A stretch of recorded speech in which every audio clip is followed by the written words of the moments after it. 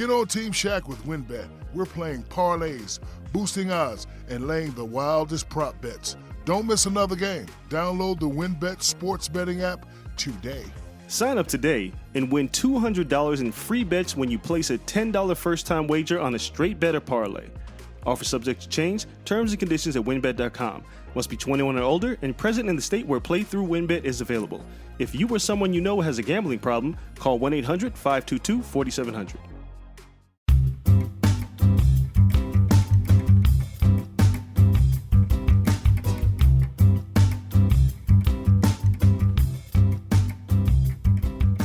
Hello, we are ready for a long day and a pleasant night here on the Tennis Podcast. This is the show about top tennis lists. Every week, either myself or my guest sidekick host bring a top tennis list. The other person doesn't know what the list is ahead of time, they try to guess. Normally, I'm joined by my grandpa Brandon, who we call the sidekick host, but Brandon is taking an extended break, so during this time, I'm welcoming on a new guest sidekick host every week. This week, I'm pleased to announce my guest sidekick host is Randall Colburn. Randall is an award-winning playwright, journalist with published work on the AV Club, Consequence of Sound, and more, but I most know him from his podcast, The Losers Club. Randall, how are you? I'm great. Thank you so much for having me. It's a blast to be here. Yeah. I love being on podcasts. Well, I sure hope so, because you've been on your own podcast for many years now. 5 years going, not sick of it yet. We're at almost 4 years, and a little sick of it, but I'm going to push through for the listeners. I've been a constant listener of the Losers Club since almost the beginning, like you said, over 5 years. If the listeners haven't figured it out by now, they're a podcast devoted to Stephen King, and everyone listening to this knows how big of a Stephen King fan I am. Randall, do you want to take a minute just to tell the folks at home a little more about you and your podcast? Let them get to know you a little bit. Yeah, my name's Randall. I'm a writer. I've worked as a playwright. I've worked as in digital media. I'm currently working on a novel, but I guess my ongoing passion is Stephen King. I co-host a podcast called The Losers Club, a Stephen King podcast with a bunch of my good friends here in Chicago. We realized one of the things that bound us all together was our love of Stephen King, and we started The Losers Club. And I think we're writers and we're analytical readers, and so we didn't want to start like a fan cast about Stephen King. Yeah. We wanted to be analytical. We wanted to be subversive. We wanted to be a little bit irreverent because that's just our sense of humor. Yeah, so we started just going through the books chronologically, and we wanted to be exhaustive with it. Mm-hmm. Some of the inspirations, I think, for the format of the show was the retro video game podcast Retronauts, which I really love, the Kane and Rince podcast, another video game podcast, or like the Projection Room, like for film, like, in-depth, long episodes going really, really deep into the history, trying to get interviews, but not being sort of slavish to the subject. We've been doing it for 5 years, and where are we at in King's work? We're at about 2001, 2002. Yeah, early 2000s. Yeah, that's where we're at now. We just covered the book Dreamcatcher, and we're about to do Black House, which is the sequel to The Talisman. It's been a blast, and we've grown. We've lost members of the club. We've grown members of the club over time. It's, podcasts are a hard thing to commit to, but yes. I'm really pleased with where we're at. And yeah, I'd say it's been extremely rewarding in a lot of ways. King has recognized us on Twitter and elsewhere. And so it was nice to get that bump. But at the same time, we're also very critical of him on the podcast, which I think is sort of the joy of being a Stephen King fan, is that he'll write the best book you've ever read and maybe the worst one too. I remember that tweet he sent. It said something along the lines of, I love the Losers Club, even though it's a little like attending my own funeral or something along those lines. Yeah, he said it was like Tom and Huck watching their own funeral. That's right. We are critical, but we always try to look at things through the lens of the time and the period and what he was going through personally. I think that's another thing that makes our pod stand out, is because he's always been a pretty public person. So we love to sort of say what was going on in his life at the time. He was getting sober, or he was at the height of his addiction, or he had just gotten hit by a car. That's like where we're at now, is him in the aftermath of this life-threatening accident he went through. And we're kind of talking about how that impacts his work. And personally, I mean, it makes me enjoy a lot of the works of the era we're discussing right now, looking at it through this lens of near death and mortality and pain. Yeah. I don't know. He's such a rich subject in a lot of ways to discuss. I think he represents so much about the American celebrity and the American writer, and also somebody who has shepherded genre in a lot of ways from something that was a bit disreputable into something that is, globally beloved now, you know? And so he's kind of been along for the ride and been one of the major figures in that. On top of everything you said, which I agree with about why he's so fascinating, he's also been writing novels since the 70s. Yeah. There's so much content out there. You know, I've listened to several Stephen King podcasts, but yours is my favorite because of that analytical side. Yeah. You know, something else you said stood out there where you can kind of see what's going on in his life based on his writing. I just finished Misery and listened to your Misery episode. It's so clear that like what's going on in his life at that time, getting over addiction, struggling to overcome the quote unquote stigma of being a horror only writer. You see that in the book. So it's just really fascinating.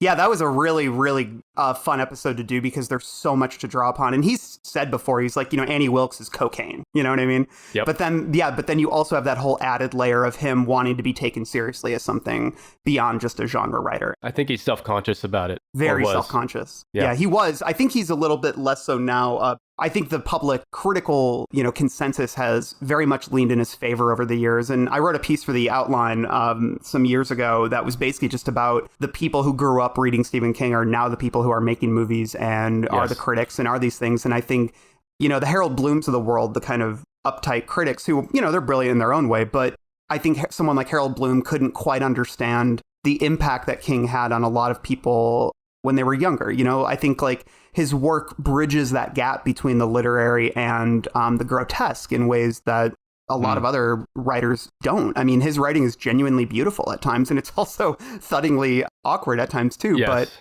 like head-shakingly bad at times. Yes. Well, yeah, and I think that's in a lot of ways due to his prolific nature. Yeah, he pumps it out, man. And but yeah, so I think someone who was sort of raised in a different era couldn't quite understand the appeal of King.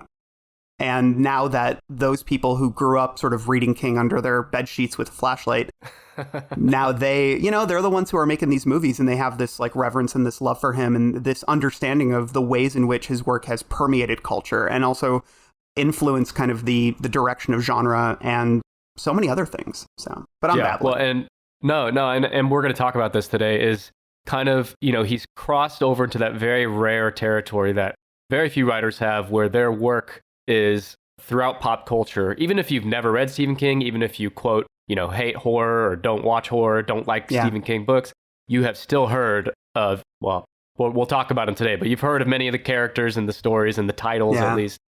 And that's something I want to say too to the listeners. You know, not everyone listening to this is a Stephen King fan or have read Stephen King necessarily. You know, that's a given on your show, but on this show, it's a little more mixed. So I think it's important to note that even though Randall and I are Stephen King fanboys, we're going to be talking about things that are familiar to most everyone out there. No Duma Key chats on this one. Oh, God. Let's sidebar that sometime. Okay. Yeah. Real quick before I tell you the list and reveal it to you and have you start guessing, let's take a step back. And people have heard the name Stephen King. They're familiar with some of his most famous works. But here's what Wikipedia says about him. He's an American author of horror, supernatural fiction, suspense, crime, science fiction, and fantasy novels. He's sold more than 350 million books. As of this writing, he's published 64 novels, including 7 under the pen name Richard Bachman, which we will get to. He's also published 5 nonfiction books and approximately 200 short stories. It's crazy. So, I mean, that's the other thing about this guy is it's not just the duration of time he's been writing. It's, 1 to 2 books a year, most years for, almost 50 years? Jesus. 50 years next year is Carrie. Yeah. Okay, so the list. Today I'm going to have you guess the top 10 highest grossing films based on a Stephen King story. Okay. Many of these you've talked about on your own pod. Yeah. I pulled my data here from Box Office Mojo. I also pulled some notes, fun facts, and things like that from IMDb, Wikipedia. Audible has a blog that summarized some of this, but you're going to guess the top 10 films ranked by their domestic all-time gross adjusted for inflation. That's the key. Yeah. You're going to be guessing films based on their 2022 box office domestically. Got it. I thought we'd start by guessing some surefire bets that are not in the top 10. Okay. Randall, do you think any of these are going to be in the top 10? The Mangler? I don't think so. The Mangler, that classic? Yeah, you don't think so? I don't think so. Surprising to hear that. Did that play in theaters? I think so. Because it was on Box Office Mojo, like at the very bottom. Interesting. Yeah. That's important to note is, every one of these movies, they have to be a theatrical release. So that rules out some of his really famous stuff, like the original It, which was a TV movie. Right. The Stand was a miniseries, but that's not in here, obviously. So it has to have a theatrical release, for sure. Yeah. Do you think Lawnmower Man 2 Beyond Cyberspace is in the top 10? Also known as Job's War. We just did an episode on it. Yeah, that one I don't think, but I do remember seeing the trailers for it when I was a kid, yeah. I have not seen either Lawnmower Man, nor have I read it, actually. So, well, the book and the movie are light years apart. It's such a strange adaptation, but as an adaptation of the Lawnmower Man, it's not the story. Yeah, and we'll see as we go through, a lot of the more successful films kind of veer off from being a faithful adaptation. Oh, but interesting, yeah. I'll stop there. So why don't you give me a real guess here? What do you think is a movie released that in adjusted 2022 box office is going to be in the top 10? Well, obviously It Chapter 1. Yeah. And I guess It Chapter 2 as well. I mean, I know that those were both very big moneymakers, although Chapter 1 I know did better because it's the better movie. For sure. Yeah, so that's like one that I would assert is probably in that top 10. Let's talk about those. So It Chapters 1 and 2, do you have a prediction for where they fall on the list, if number 1 is the highest? I think It Chapter 1 is number 1. It Chapter 2 might be like number 3 or 4. That would be my guess. Yeah, they're actually 1 and 2. Oh, wow. Okay, there you go. Yeah. A few notes on these. And listeners of my show know I've talked about these movies several times, so I'm not going to belabor the point, but I'll give you a few nuggets here. So let's start with It Chapter 2, which is number 2. It was released in 2019, and its adjusted box office domestically is $235 million. Wow. Which is huge for a horror film. Yeah. It's based on the 1986 book, It, which, that's my all-time favorite. It's the first one I read. It's up there for me too, yeah. Yeah. Isn't it wild, though, too, that, like, your first book was It, my first book was The Stand, and I often meet people who those are also their first books, and I think it's interesting that a lot of people chose those thick-ass books. You know, both of those are more than 1,000 pages, and those were the ones we chose to start with. And I mean, a lot of that has to do, I think, with the TV miniseries when we were young that aired, and those are kind of propelled us. I know that's why I love the 94 series, which is why I read the book. Mm-hmm. It's something that I've noticed as a trend is people tend to gravitate towards the long ones when they're starting. Well, I think it has a lot to do, at least with It. I think The Stand less so. Maybe this is me speaking, but It is, one of his top 2 or 3 most famous stories ever. Yeah.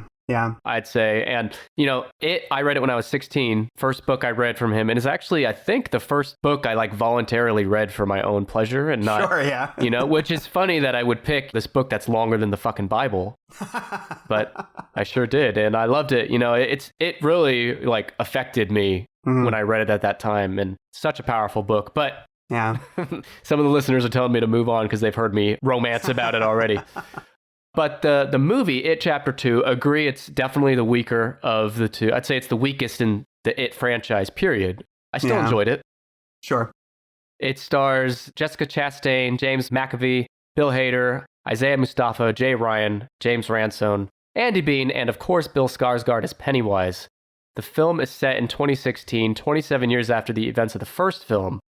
The second film centers on the Losers Club as they're adults, and they reunite to destroy It once and for all. When this movie first came out, broke Fandango's record for most advance tickets sold by a horror film ever. Wow. Bill Skarsgård, I thought he did great as Pennywise. I want to get your thought on that in a minute. But he stated that he had more fun on the set of It 2 because he was actually able to talk to and hang out with his adult co-stars. He said he had minimal contact with his child co-stars in It Chapter 1 because the director wanted them to be more genuinely scared of Pennywise once they saw him, and he had to calm them down after each shot. It's according to IMDb. Yeah. What do you think of Bill Skarsgård's Pennywise? I'm a big fan. I like it. I think he's, he looks weird, which I think is striking features, and I think that's helpful.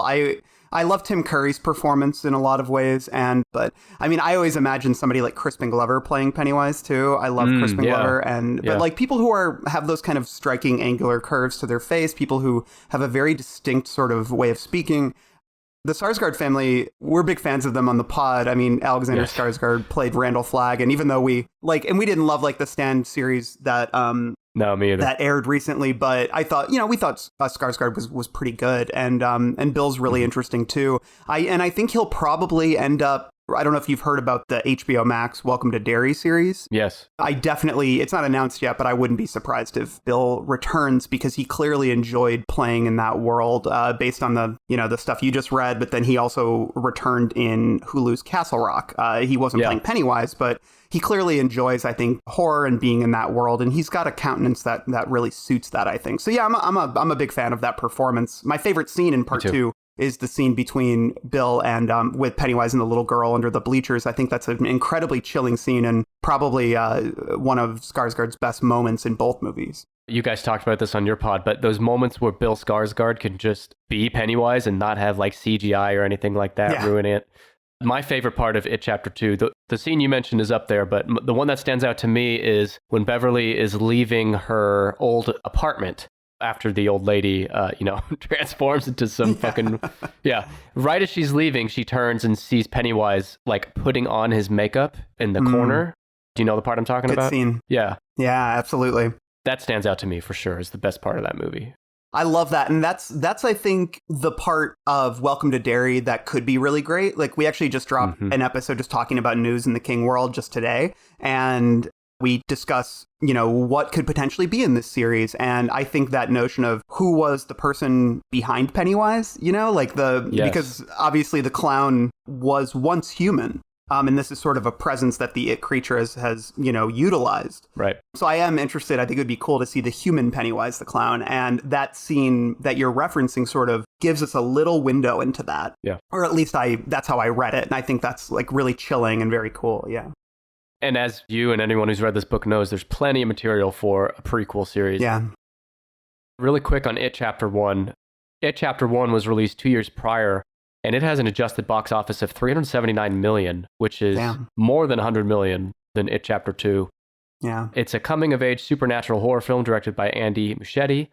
It says that in the entire movie, Pennywise only has 4 minutes of dialogue, which I found interesting, which not a bad thing. It's just interesting. Restraint. I love it. And it's actually the 5th highest grossing R-rated film of all time, which we recently covered on this show back in episode 165. My last thing on It, Randall, I think I know where you're going to go, but I'm going to ask this for all these movies, is what's better, the book or the movie? And we'll lump both It's into this. Yeah, I would definitely say the book. Yep. I don't think almost any film adaptation could topple it. It is... it's a hard one. Well, it's like, and the beauty of it is in the characters, and you can only go so far in film. Like, obviously, film is the haven for amazing characters, but I think in terms of the internal qualities, the thoughts, the motivations, the intentions of these characters, and especially watching them grow and watch them ruminate on friendship and on each other and on what they've lost as they've aged, those are the things that I think are really, really, really resonant. And you can get some of that in the movies, but I can't imagine that depth manifesting in the same manner, in the same resonance as in a film. So yeah, definitely book for me. Yeah, me too. And I mean, obviously it's a horror book. It's classified as a horror book, but to me, it's a coming of age story about the way childhood affects you as an adult. And obviously there's horror, horror is all over the book, but to me, it's a horror second. But yeah, I know that's not how most people, especially those that haven't read it, would look at it. Yeah. So let's move away from it. I'm going to intersperse your guessing here with a few fun facts about Stephen King. Okay. King lives in Bangor, Maine with his wife, the novelist Tabitha King. 2 of his kids are also writers. Owen King, who co-wrote a book with Stephen King, Sleeping Beauties, and Joe Hill, who has been very successful in his own right. Yeah. One more fun fact, and then I'll let you guess, is Stephen King is 74 years young, which selfishly, I'm always wondering, like, okay, when's the last book? Which one's the last one? It could be any time. We're always on that edge. He's lived a hard life. Mm-hmm. Hi, and welcome to an ad read for Fixers, Inc., the podcast where I, Chris, I, Ben, and I, Dave, pretend to be 3 distinct individuals, and I promise it's much more convincing on the podcast than it is in the ad. We take silly questions and give you back crazy answers, and I know what you're thinking, but don't you worry. We're going to make it flat. Please check us out. We are Fixers Incorporated or just Fixers Inc. You can find us wherever podcasts are found, under rocks or whatever. Anyways, we're Fixers Incorporated. Give us a Guggen.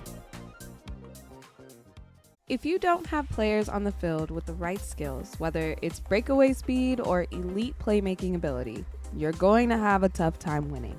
The same goes for your business. Indeed is a fast, simple way to make sure you're hiring MVPs. Start hiring right now with a $75 sponsored job credit to upgrade your job post at Indeed.com/BlueWire. Offer valid through April 30th. If you're hiring, you need Indeed, because Indeed is the hiring partner where you can attract, interview, and hire all in one place. And Indeed is the only job site where you're guaranteed to find quality applicants that meet your must-have requirements, or else you don't pay. Go to Indeed.com/BlueWire to claim your $75 credit before April 30th. One of the things I love about Indeed is that it delivers 4 times more hires than all other job sites combined, according to Talent Nest. Indeed.com/BlueWire. Terms and conditions apply. Need to hire? You need Indeed. It's a hectic time of year. There's weddings, graduations, spring sports, and much more. We're busier than ever right now. And sometimes we forget to just take a second for ourselves. You know, a little you time. So this season, take a second to enjoy an ice-cold Coors Light, because you deserve a beer that's made to chill. At the end of a stressful week, I like to open the fridge and see those icy cold Blue Mountains popping off the Coors Light can. That's how you know the beer is cold. And you know what? I'm a sucker for it. It's crisp and refreshing. The beer is perfect for unwinding. Coors Light is cold lagered, cold filtered, and cold packaged. It's literally made to chill. So when I need a second for myself, I reach for a beer that's made to chill. That's Coors Light. Get Coors Light delivered straight to your door with Drizzly or Instacart by going to CoorsLight.com/BlueWire. Again, CoorsLight.com/BlueWire. Celebrate responsibly. Coors Brewing Company, Golden, Colorado.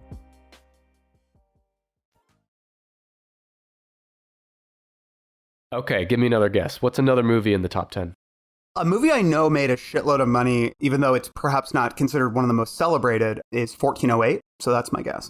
I think you summed it up nicely. 1408 made a shit ton of money. Not one of my favorites. It's number 9 in the top 10. Oh, wow. I thought it would have been higher. Something helping this movie, obviously, is the star cast. Yeah. This movie stars John Cusack, whom I love, Samuel L. Jackson, whom I also love. It came out in 2007, and it grossed, adjusted for inflation, $99 million domestically. Damn. It's based on the 2002 short story of the same title. Listen to this. The film was released in the US on June 22nd, 2007, but on the film's website, they lied and said it was released on Friday, July 13th, because they wanted a Friday the 13th release date. So stupid. Like, if you want that corny. date, why not just wait till July 13th? I don't understand that. The film follows Mike Enslin, played by John Cusack, an author who investigates allegedly haunted houses and rents the titular room 1408 at a New York City hotel. And although he is skeptical of the paranormal, he is soon trapped in the room where he experiences bizarre events. Randall, give me your hot takes on 1408. You know, we're actually about to cover it in June on the podcast, and I'm really excited because I just remember being kind of mildly positive on it when I saw it. Like, I thought it was pretty good, but I wasn't blown away. It just kind of, Same. I think it's got there's a couple of really creepy sequences that I remember from it, but I remember the ending being pretty unsatisfying as well. But I have a friend here in Chicago who thinks 1408 it's like his favorite horror movie of all time. Really? I told him, this was in 2017, he told me about this. When I went on his podcast, he's like, you got to have me on to talk 1408. And I'm like, whenever we get there, it's going to be a while. And now we are about to get there. And I'm holding true to my promise. I'm going to let him make his case for 1408. But yeah, for me, it's been years since I've seen it. I only saw it once in the theater. And I thought it was, good. But to me, it's kind of just mid-tier, mid-tier king. I totally agree with that. And it's also funny that you talked to your friend about this in 2017. He's probably thinking, okay, maybe a year from now. But yeah, then know, you're right? 5 years later. So you mentioned the ending. Director, I don't know how to say this, but Mikael Hafstrom, he said that the ending was reshot because test audiences felt the original ending was too much of a downer. Shocker, yeah. So I'm not going to spoil it, but yeah, there's a director's cut of the ending that's much more tragic, apparently. Yeah. Almost always veer on the side of tragic, so. Me too. Which is why a movie that's not on this list, so spoiler if you're going to guess this, but The Mist. I actually prefer the Mist film ending to the book ending, but yeah, I don't know if you agree with that. It's funny. I was debating whether or not to guess The Mist, which is a movie I really like. Me too. The ending I hated when I first saw it, but I've come around on it, definitely. it's audacious. And I know I interviewed Frank Darabont, and he told me about watching it with King, which was really cool. And King loves it, you know. But yeah, that's interesting. It's not on the top 10, but I remember it not making much of a splash when it came out. Obviously, Darabont, he didn't, I can't remember if he made any films after that. I know he went to TV, but yeah. Yeah, not on this list, at least he didn't. But I'm looking. In fact, I have the top 25 in front of me, and The Mist isn't even in the top 25. Holy shit. Wow. Yeah. I didn't know it like tanked that bad. Well, I don't know if tank, but mild, I think, at best. Yeah. We can't talk about The Mist without talking about Thomas Jane, who Love him. I loved in 1922. Yeah. Which is a Netflix movie, so it's not going to be on this list, but that's one of my favorite short stories and one of my favorite adaptations. Yeah, we love the movie on the pod, yeah. And I've not actually... Oh, wait, no, I did read the story. I like the story, but I think I like the movie better than the story even, yeah. Okay, well, 1408, I think I can just go ahead and assume you like the book better. Yeah. Okay, yeah. What's another guess you have? I'm going to go all the way back and say Carrie. Carrie. I didn't know how Carrie would do just because it's so old, but when you adjust it for inflation, it's way up at number 4. Yeah, that's what I thought. I know it was a really, really big hit when it came out and has persevered like very few films have, I think, in terms of being parodied and but also just the iconography of so many shots. And that speaks to King's story, but also De Palma's direction, which is wonderful. We revisited Carrie recently on the pod with the songwriter Colleen Green for our Long Watch series, and it was really fun to do that. Every time I watch Carrie, I like it even more. So, yeah. Yeah, and of course you're talking about the 2013 Carrie, right? No, I hate that one. I barely got through that, yeah. Yeah, I didn't mind it, but I didn't love it. It's not on the same level, yeah. But the original Carrie launched Stephen King into superstardom. Yeah. He has that to thank. Obviously, other things came later too, but this is what he has to thank really for his career taking off. Yeah. Is this film, which came out in 1976, adjusted for inflation, it made $169 million domestically. It's based on the 1973 book Carrie, which was his first published novel. It's an American supernatural horror film directed by Brian De Palma. It stars Sissy Spacek as Carrie White, a shy 16-year-old girl who is consistently mocked and bullied at school. It's the first of more than 100 film and TV adaptations from works from Stephen King. As you mentioned, the iconography, the film's prom scene has had a major influence on pop culture. It was ranked 8th on Bravo's 2004 program, The 100 Scariest Movie Moments. I'm sure you know that list by heart. I watched the hell out of that. During an interview in 2010, Stephen King said he was 26 years old, which is another fucking thing we could talk about. Yeah, he was a baby. I know. Even The Shining came out and he was like 30, I think. I know. So it's wild. It's crazy. He said he was paid $2,500 for the film rights. Yeah. He says, I was fortunate to have that happen to my first book. Yeah. Quentin Tarantino placed Carrie as one of his favorite movies ever. He had a list of his top 10 and he placed it number 8. That's kind of interesting, I thought. Yeah. It's one of the few horror films to be nominated for multiple Academy Awards, including Best Actress and Best Supporting Actress for Piper Laurie, who played, I think, her mother, Margaret right? White. Margaret? Yeah, Yep. She's awesome. One more fun fact here is when Sissy Spacek, who played Carrie, was preparing for her character, she says she isolated herself from the rest of the cast, decorated her dressing room with heavy religious iconography, and studied Gustave Doré's illustrated Bible. She studied the body language of people being stoned for their sins, starting or ending every scene in one of these positions. Amazing. I love the commitment. That's also how I prepared for all my recording sessions with my regular sidekick host, Brandon. But yeah, that's crazy, right? Like the commitment of an actor to put yourself through that when you don't have to. I mean, you already got the part. Right. But it's funny. Actors are nuts, man. They're the worst. Book or movie, Randall? Movie, I think. I like the book a lot, but I think it's such a strong adaptation. And I think Sissy brings so much to the role that isn't even in the book. And I don't know. I feel like King might even say the same. I know he was a big fan of it, and he should be. Yeah, I love the movie too. I love the book a lot. I think I will put the book over it slightly, but I might be in the minority there. Sure. Okay, so that was number 4. Let's do a quick recap. We got number 9, 1408, number 4, Carrie, number 2, It Chapter 2, number 1, It. What's another guess? Okay, I'm going to go out on a limb here. This might be a movie that the cult for it sort of developed later, but I feel like it did well, which is Stand By Me. Stand By Me. I think you're right on both counts. It did well, and it has definitely grown in its legacy over time. Where would you guess it is on this list? 10? It's 6. It's 6. Oh, wow. It did better than I thought, yeah. Yeah, me too. I thought it would actually be outside the top 10 because I thought, like you, that it did okay, but it gained a cult following after, but both things are true. It came out in 1986, 135 million adjusted box office. It's based on the 1982 short, it's a novella, The Body.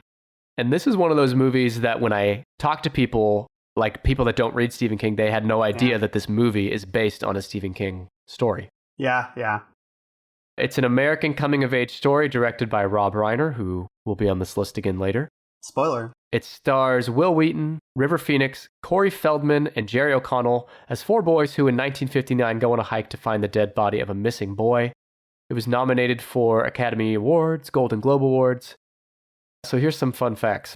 Days before the shooting started, the film shooting started in the summer of 1985, Embassy, which I think was the production company, they were sold to Columbia Pictures, who had made plans to cancel production. But Norman Lear, one of the co-owners of Embassy and the developer of All in the Family, gave over $7 million of his own money to complete the film, citing his faith in the script and Rob Reiner. I actually did not know that. So I thought that was interesting that this person put over $7 million of their own money to make sure this thing was seen through. That's really awesome. Kudos to Norman Lear. In 1986, Columbia Pictures, who purchased the Embassy, they were concerned that the original novella title, The Body, was misleading, which I might agree with that. Yeah. They renamed the film Stand By Me. According to screenwriter Randall Gideon, The Body sounded like either a sex film, a bodybuilding film, or another Stephen King horror film. So I think all that is not wrong. Yeah, I'd agree with that. So they said Stand By Me was the least unpopular option they came up with. I don't love Stand By Me either as a title, by the way, but... Yeah, it's like just naming movies after songs, that sort of perhaps capture the vibe a little bit. Yeah. I feel like whenever a movie has a song title as its name, it was not originally called that. That's like what the studio kind of puts on it. Right. But yeah, I love Stand By Me. I think it's probably my favorite King adaptation of all time in terms of... You think so? Okay, wow. Yeah.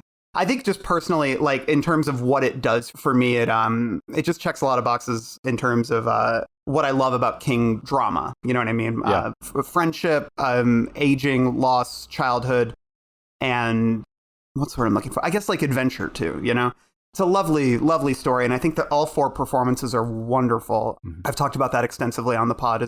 I'm such a Corey Feldman stan. I think he was such a one of the most talented child actors that we've ever had, and I feel such intense sympathy for him because of what he went through when he got older. And I know he's kind of a joke in culture these days, but it kills me because I think he was just so incredibly talented as a child actor, and it's really on display in Stand By Me. But they're all wonderful. Yeah. We've talked to Jerry O'Connell and Will Wheaton on the pod, and also the screenwriter. So yeah, it's definitely a movie we love, and we've contributed a lot of airtime too.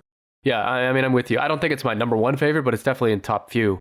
And I think those things you mentioned, childhood and aging and memory, that's where King excels most.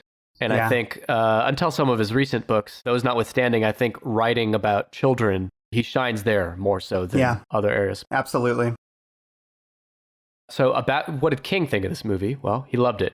According to an interview with director Rob Reiner, he recalled that after a private screening of the film, King excused himself for 15 minutes to compose himself, and he later returned to remark, "That's the best film ever made out of anything I've written," which isn't saying much, but you've really captured my story. Love it. What's better, the movie or the book? I'll say movie, but I will admit I haven't reread The Body in a long time. I wasn't on our episode about that, and I just haven't revisited it. I will say the movie to me is really special. And I had a cool moment where when we showed it at our film festival, it was the opening movie, and I got to take my niece to it, who at the time was around the same age as all the characters. And she really, really responded to it. And I watched it when I was around the same age of the characters as well, when I was young. So it was a cool movie to pass on to somebody. And I think that's a testament to just how powerful it is that it really spans generations. Totally agree. And the movie affected me more so than the book did, I think, just for me. Yeah. And they're both great, but yeah, I agree with the movie. Do you have another guess? Actually, you know what? Before you guess, let me sprinkle in a few more Stephen King fun facts. Tell me, did you know Stephen King was severely addicted to drugs and alcohol? Yes, I did. I think you did. We have many episodes about it. Yes, and many of his books that comes through in many of his books. Yeah. He says that his addictions were so serious that during the 1980s, he can barely remember writing Cujo. Yeah. I think he said the same thing about the Tommyknockers, maybe. Yeah. I think he was at the height of his addiction, and that was right before he got clean. Was Tommyknockers was the last one he wrote, and it's kind of, I think, a last gasp of his, reckless indulgences. Yeah. Yeah. Tell me if the next thing I tell you sounds anything like your office that you're recording in. Okay.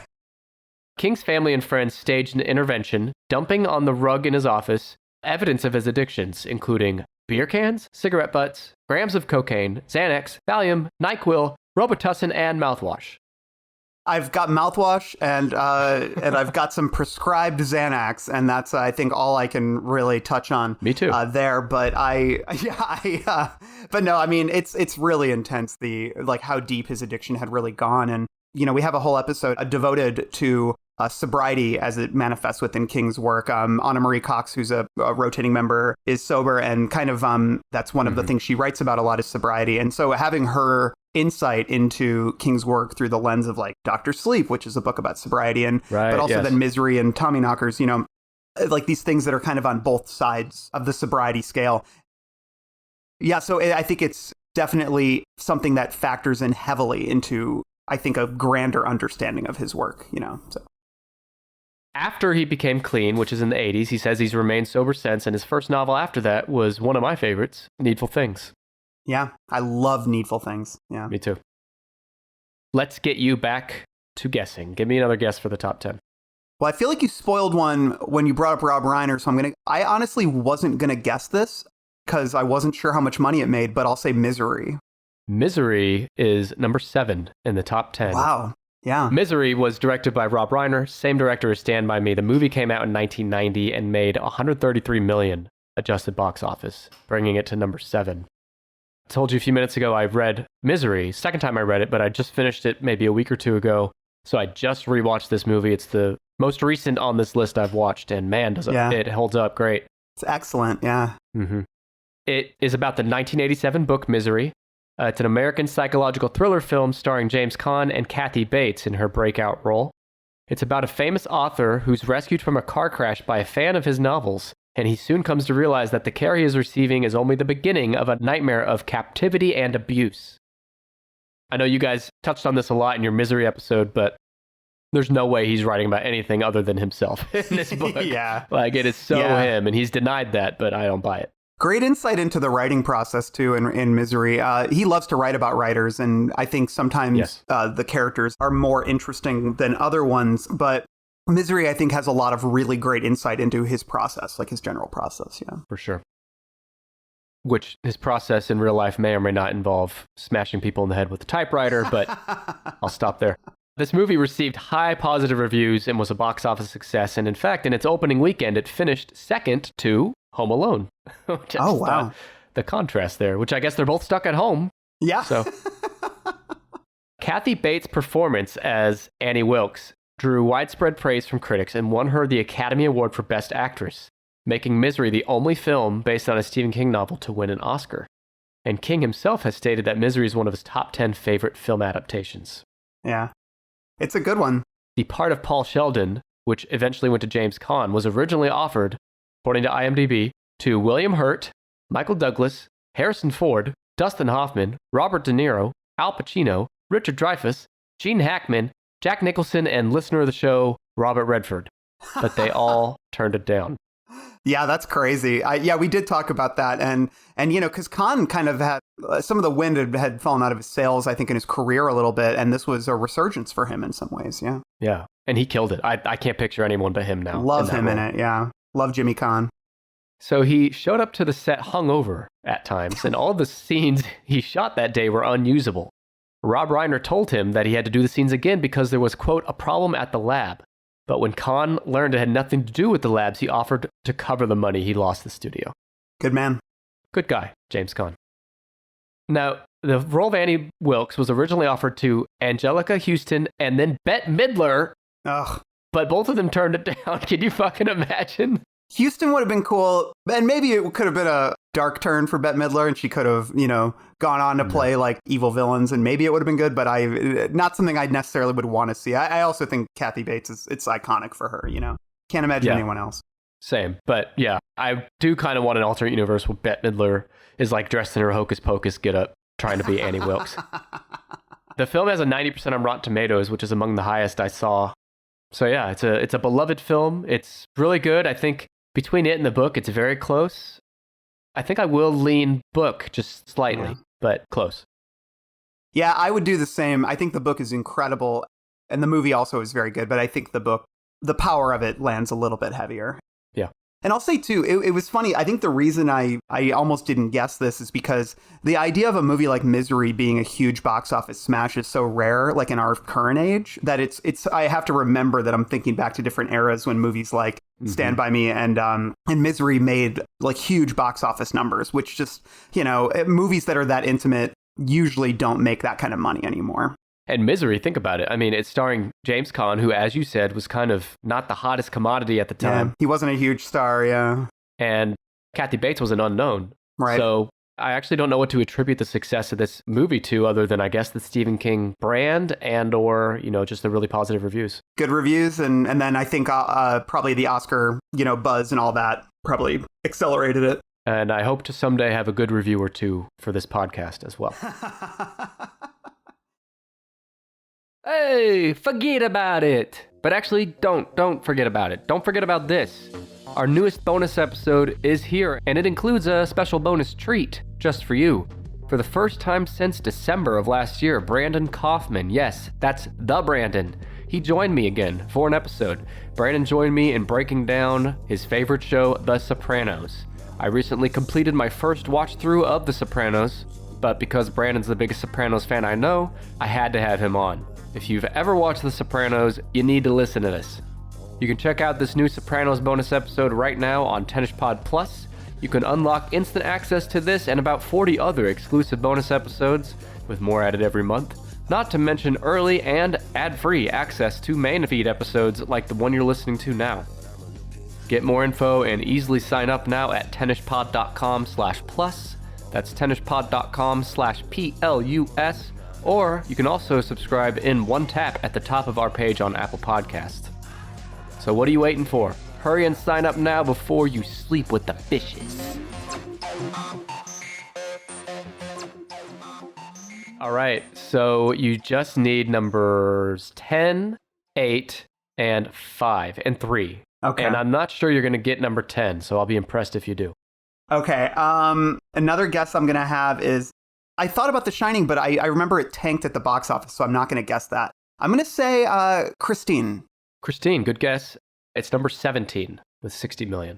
Thought that one did better. Okay, that's your my first wrong guess, I think, today. Yeah, my first wrong guess. Yeah, because Mike's sort of the smart one when it comes to like nuts and bolts of box office. I'm kind of, when it comes to the older ones, I'm mostly just guessing. I'm going to say, let me look here. You want to rethink one of the ones you dismissed earlier? Oh, I'll say The Shining. I had the same thought because I had it in my memory that The Shining bombed. Yeah. But The Shining is way up at number 5.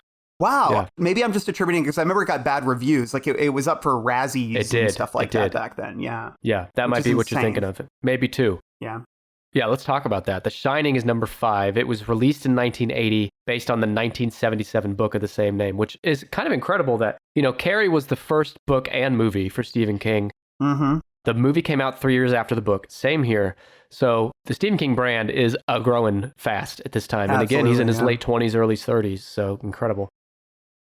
152 million at the adjusted box office. It's a 1980 psychological horror film produced and directed by our boy Stanley Kubrick, co-written with novelist Diane Johnson. It stars Jack Nicholson in what I would call his defining role. Yeah, he's so good. Shelley Duvall, Scatman Crothers, and Danny Lloyd, who played young Danny. A family heads to an isolated hotel for the winter where a sinister presence influences the father into violence, while his psychic son sees horrific forebodings from both past and future. Reactions to the film at the time of its release were mixed at best. Stephen King himself criticized the film due to its deviations from the novel. Tell me if you've heard this quote. This is from Stephen King. Parts of the film are chilling, charged with a relentlessly claustrophobic terror, but others fall flat. Not that religion has to be involved in horror, but a visceral skeptic such as Kubrick just couldn't grasp the sheer inhuman evil of the Overlook Hotel. So he looked instead for an evil in the characters and made the film into a domestic tragedy with only vaguely supernatural overtones. That was the basic flaw. It never gets you by the throat and hangs on the way real horror should. Yeah. I'll say before you chime in that I just think he's way off on that. I think that inner evil is what's more interesting in the movie. But what do you think? Yeah, I think that King's issue is he believes in a goodness in humanity, right? And Jack is corrupted throughout the course of The Shining by the hotel, sort of, because he's trying to be a better dad at the beginning. Like, he's trying to be a better person. The hotel kind of gets its hooks into him and exploits a lot of his anger issues, his alcoholism, all those things. So I think King's issue with it is that Jack's kind of crazy from the beginning. Nicholson plays him as kind of crazy from the beginning. Yes. I think he was angry about the idea that Jack is kind of doomed from the start, that this is a guy who didn't really need the nudging. He was going to go crazy no matter what. And I think that is such a big deviation from what King was trying to do. And it probably has a lot to do with his own, feelings about his own alcoholism, because he always says he was writing about his own alcoholism at the time, and this was well before he got sober, but he just wasn't aware he was doing it. And so I think that perhaps his vision and his view of the alcoholism and the way that it's portrayed in the book versus how it's portrayed in the movie, I think might also color his view of it. And I also get the vibe from interviews that him and Stanley Kubrick did not. They weren't like enemies, but there was, I think, an adversarial relationship. And I think Kubrick kind of bullied King a little bit, like in his way. There's like stories about him calling King in like the middle of the night and being like, "Do you believe in God?" And like, it's, just fucking with him. And so I think that they were on different wavelengths, but I do love the movie and I love the book, Me too. Yeah. Agree with all that. And I think Stephen King was not alone in being bullied by Stanley Kubrick, especially on set, as Shelley Duvall will tell you. But you mentioned it, critical response to the film has become more favorable over time, and it is now regarded as one of the greatest horror films ever made and a staple of pop culture. I'm going to get back to that in a second. I stopped here with the notes. I could keep going forever. There's so much interesting to talk about this movie, but I've talked about it on my pod before. You've done it on yours, so I thought I could direct people there if they want more. In fact, we did top-grossing Jack Nicholson films back on episode 42. We went in depth on this, as well as on episode 89, where we covered the best horror movies ever. So for the sake of time, I'll stop us there, but I wanted to get your take, Randall, on what do you think is between, I think it's between this, Carrie, and It/Pennywise. What do you think is the most culturally significant or well-known or famous or popular story or figure in the Stephen King universe? I think that's a great question. My head says Carrie, but my heart says Jack. Like, I feel like with Carrie, it's the prom photo, right? Like, that's the thing that has persevered. Whereas with The Shining, it's so many different things. Like, it's him frozen in the snow at the end. It's the carpet. It's the various myths that have sprung up around the filmmaking aspect of it. It's the twins, right? It's the dog man. And so I feel like I'll say The Shining. Face through the door, most of all. Yeah. It Red Rum, it's been parodied and riffed on and like, look at Ready Player One, It's permeated the culture, I think, in ways that are more widespread than the other two. Like, obviously, Pennywise is in some ways responsible for, I think, people being scared of clowns to a degree. Yes. It's impactful, but I would say I'm going to go with The Shining. I remember when I was a little kid, and I love horror films now, but I did not when I was a kid. I was the same, yeah. And I remember talking to someone, and they were like, "Oh, the scariest movie ever?" And they said it as if it was a fact and not an opinion. And I'm like 8 or 9. Yeah. Is It. Never watch It. You'll be scared forever. You'll have nightmares. And I remember seeing a picture of the original It movie, and it scarred me. And I had nightmares about it. That's what I think drew me to the book years later. But so, maybe I'm biased in that way, but I just think maybe, and it could be because the It movies are so recent that it's kind of enjoying a resurgence right now. But I don't know. It's hard for me to pick against It. But between that and The Shining, I think are top two. I'd put Carrie third. Yeah. Okay, well, let's close the book then on the Oh, you know what? What's better, book or movie? Shining. It's hard for me to answer because they both succeed at such different things. But I think I would go with the book just because I think that there's a very deep human story there, that there's images from the book that scare me more than stuff. Yeah, like than in the actual movie. And I love the movie. It's in my top movies ever, but That's a really hard one, but I guess I'll say book, yeah. Yeah, I struggled as well.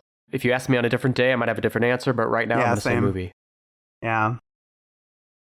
Okay, so what else you got? We need 10, 8, and 3. Okay, this is going to be, let me say, The Dead Zone? Dead Zone is number 18. Pet Sematary. Oh, which one? I'll say the new one. The new one, 2019 Pet Sematary, is number 11. Oh, close. How about the original?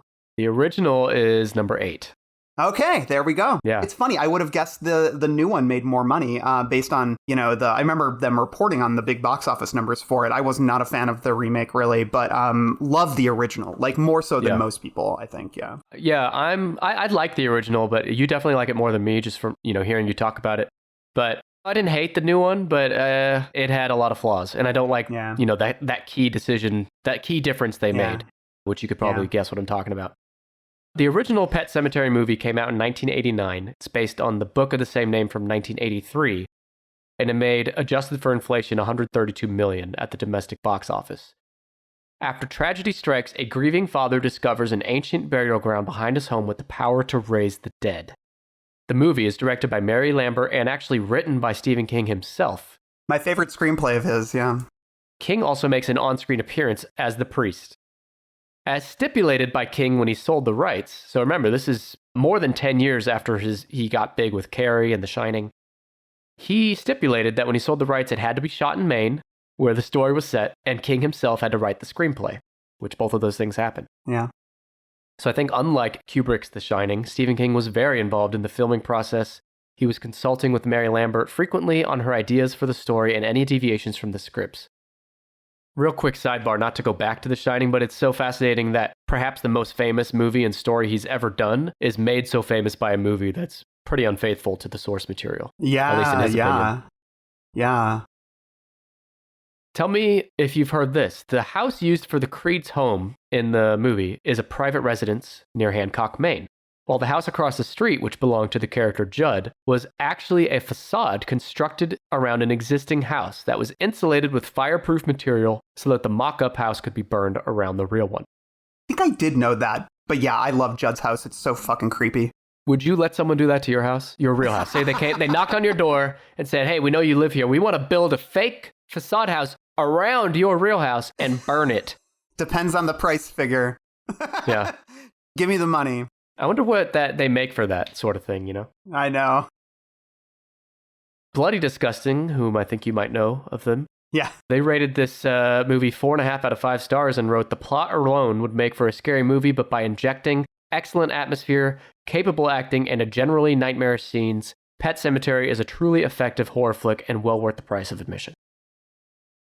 This one, I like the movie, but man, I can't go against the book. I think it's my second or third favorite Stephen King book. It's definitely the scariest to me, the most unsettling. I think it's my favorite book by Stephen King. I love the darkness. It's such a clean story. It has such a solid, like a rock solid metaphor at the heart of it that is so potent and absolutely unnerving. And I just think it's beautifully written. I know he thinks the book's too dark because I think he likes some semblance of a happy ending when he's writing novels. I think Pet Sematary is lightning in a bottle. It's wonderful. Yeah. And I love the movie too, but yeah.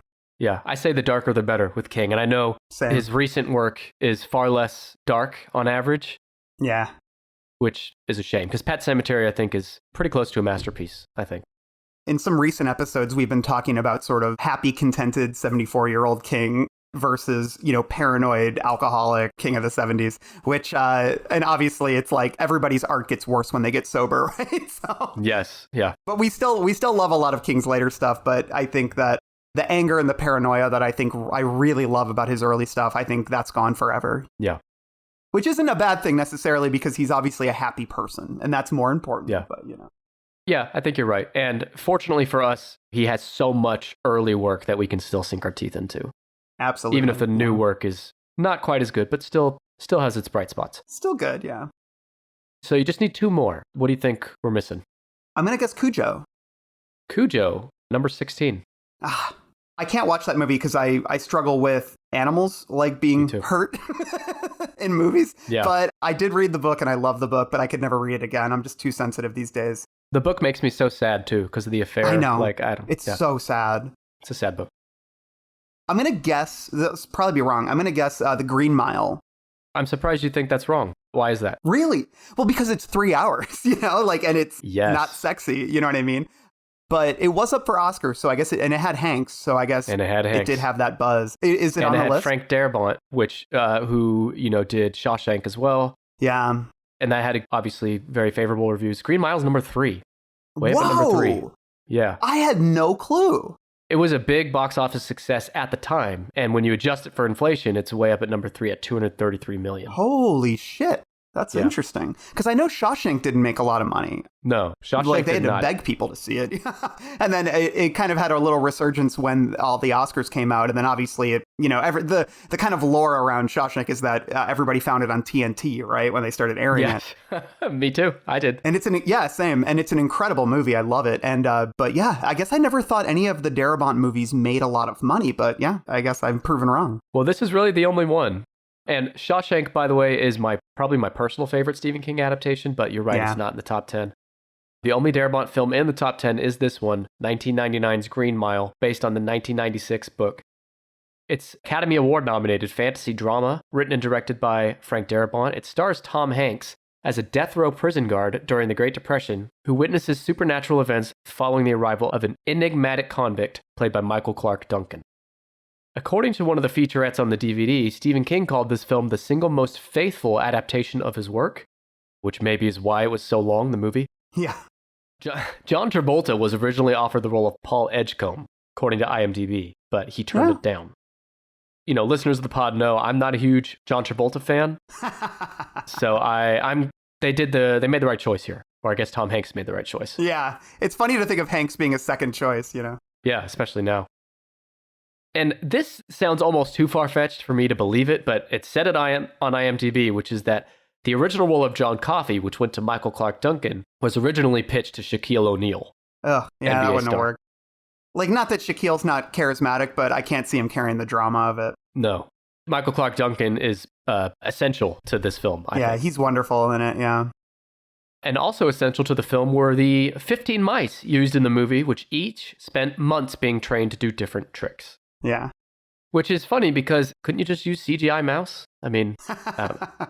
But that's what makes it good, because you get the authentic mouse action. Yeah. The film did really well, 79% on Rotten Tomatoes, although every single review I saw criticized the 3-hour plus runtime. Yeah, it's a long one, man. Yeah. I remember enjoying the movie. It's been a long time since I've seen it, but what keeps me from rewatching it is the runtime, for sure. Yeah. It's been probably 10 plus years since I read the book. I remember liking it, but not being blown away by it. Mm-hmm. I know you guys recently did I haven't listened to your episode yet since I'm waiting to reread it. But so tell me, what's your recent reread tell you for this book? I would definitely say the book's better than the movie, but the movie is very faithful to it. And there's some great casting. I mean, Sam Rockwell and Doug Hutchison are both so good as the villains, like Percy and and Wild Bill. They're both so good, and they really elevate the movie. And the drama's great too. It gets a little schmaltzy, I think, but the book does a little bit too. But yeah, I just think in terms of sheer power, the book is going to surpass that one. Yeah. All right. Well, you've done it. You're down to your last guess, number 10. And you said I probably wouldn't guess this one. Yeah. It's got a big star in it, if that helps. But I've actually never even seen this one or read the book myself. But interesting. Let me think on this. Those are good hints. Big star. I'll say this. Other than maybe Tom Hanks, this is probably the biggest star as far as the actor. Huh. I'm looking here. It can't be The Dark Tower. No, although that's way higher than I thought at 13. Really? Yeah. I remember the numbers were bad, but it was only bad sort of comparatively to, I think... Its budget and all that. Yeah, the budget and everything. Man, that movie, we're revisiting that this fall when we're doing kind of our Dark Tower-a-thon, and I'm excited about that. I have so many thoughts on that. Yeah, I know. I'm excited. Oh, I know. Secret Window. A good guess, but no, that's number 12. Interesting. Yeah, because Johnny Depp, I was thinking the big star. That movie's not great, but I actually like it better than the story, which I don't really love. Same here. I like the movie okay. Don't love the story. I'll say that the actor I keep referencing is a little bigger in stature than Mr. Johnny Depp. Oh, The Running Man. The Running Man, starring... Oh, wow. Arnold Schwarzenegger, yeah. Arnold the man Schwarzenegger, himself. number 10. I love The Running Man. I've never seen it. Oh, it's fun. It's better than the book, too, because the book is kind of miserable. It's not one of his best. It's my least favorite All the Bachman book. books are. Except Long Walk. Yeah, Long Walk's really good. I'm not a fan of the other ones, even thinner. No, me either. And I haven't read Blaze, but yeah, Running Man is one of our most negative episodes. I feel like we really don't like that one. Because it's just, I'm not somebody who needs likable characters, but like Ben in The Running Man is like one of the most like loathsome, you just don't want to spend time with him. He's unpleasant. There's some good writing in there. There's some good action and stuff, but it's so different. And then the Arnie movie, that's just a great example of them spinning it in a completely different direction that somehow kind of works. It's not a good movie, but it's entertaining as hell. Fun. And it's got, Popcorn movie. Yeah, it's a popcorn movie. And it's the sort of thing that I think we love when people make movies like that today, like that are big and garish and silly, but also like kind of brutal.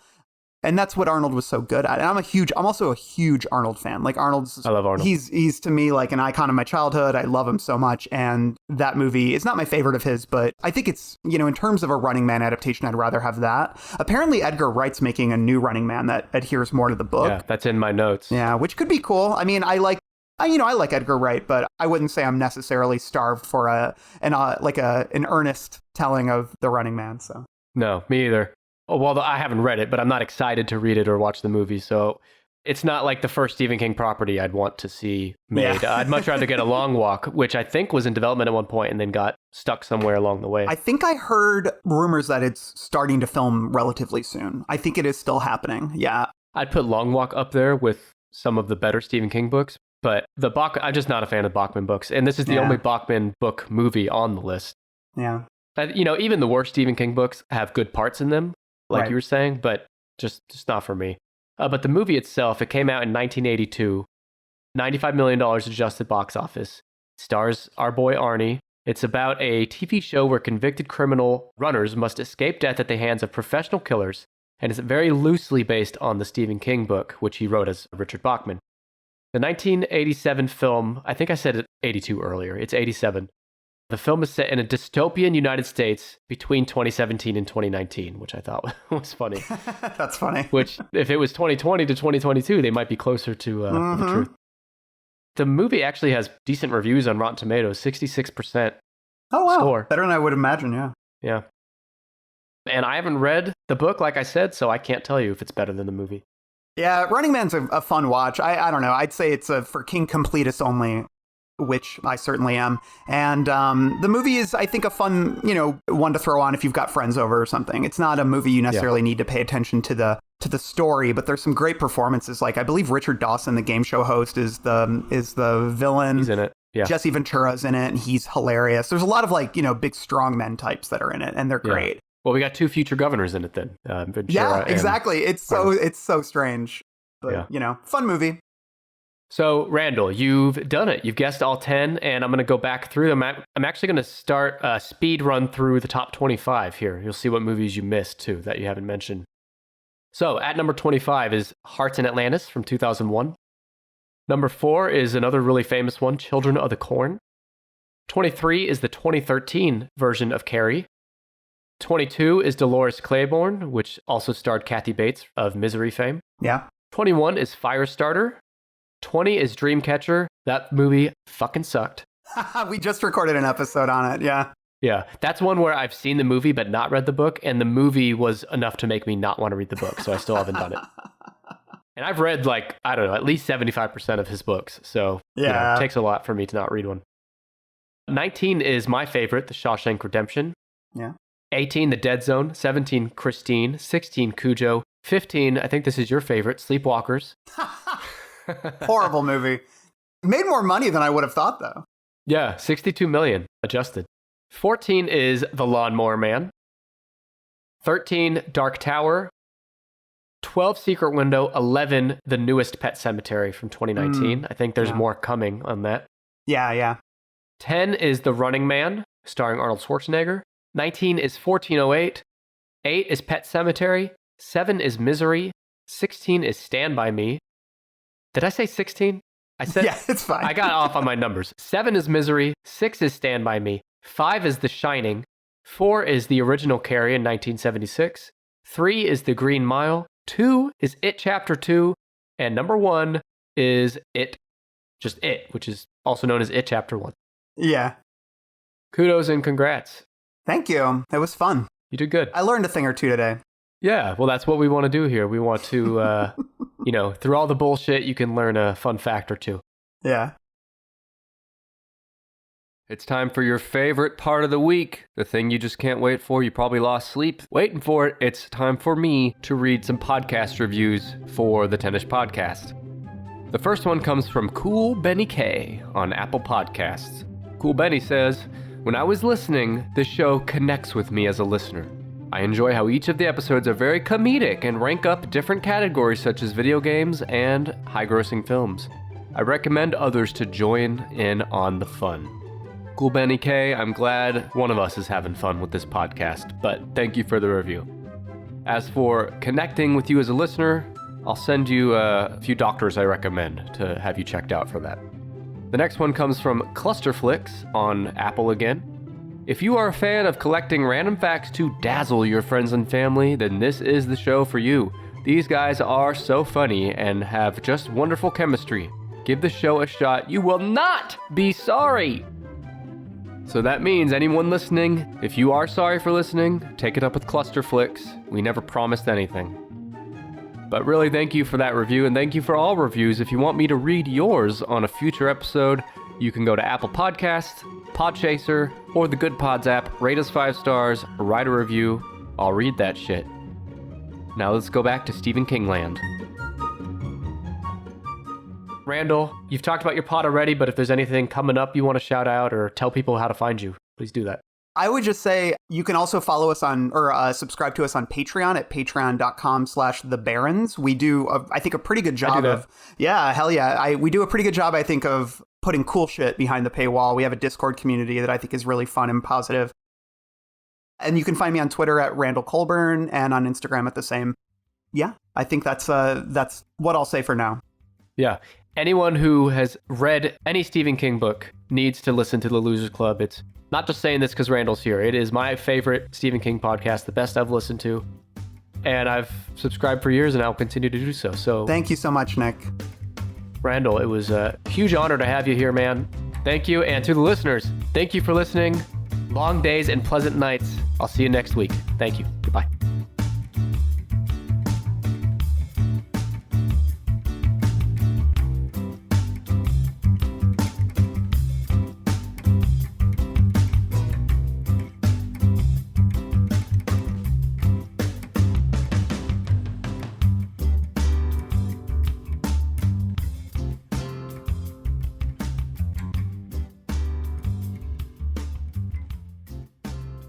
Inconceivable! Cable Was the Babysitter is a show where Uncle Ron and John sit down every week to discuss movies that were always on cable when we were kids. In rewatching these movies, we cover the big questions like, if you were invisible, what would you do? As soon as he sees the invisibility helmet, he puts it on. Then he forgets about the other two things and decides to go creep on the nearest girl. We find creative uses for that boring paperwork. Somebody hands him a weather report, and he says, he looks at it, and he hands it to Johnny, and he goes, Johnny, what can you make of this? And Johnny goes, I can make a hat, or a brooch, or a pterodactyl. And then to find out, again, that those lines were ad-libbed. We ask the hard questions, like Doc or Wyatt. That's something that I've always talked about. That was Jimmy and I's theory, that every male relationship had a Doc and a Wyatt on some level. We have concern for our coworkers. Right before he kills him. When he shows up, like Johnny Reno, you look as if someone walked over your grave. And eventually... And we answer the unanswerable. The greatest thing about the Force, like you said, Ron, was the mystery of it. And I think the mistake was trying to explain it. And that was great about it, is there's just this magical force, this magical power that, is in and around all things. What a piece of junk. Our parents may have been at work, but we knew that the Force was always with us, and Cable Was the Babysitter. Join us on Cable Was the Babysitter. Available every Monday on your local podcast network. offer deadline on Oak Street, aisle 3. Welcome to the housing market. I'm with Redfin, and I'm here to help. I need to sell my house. Great. Redfin charges a 1% listing fee when you buy and sell with us, which is more than half off the usual fee, and saves you an average of $8,400. Oh, wow. Is that all? Yep. I'm kidding. You had me at 1%. Want to win? Sell with Redfin. It's real estate done right. Bidding war at the offers counter in 5 minutes. Average savings is Redfin refund plus 1% listing fee. Subject to minimums. Not available in all areas. Learn more at redfin.com.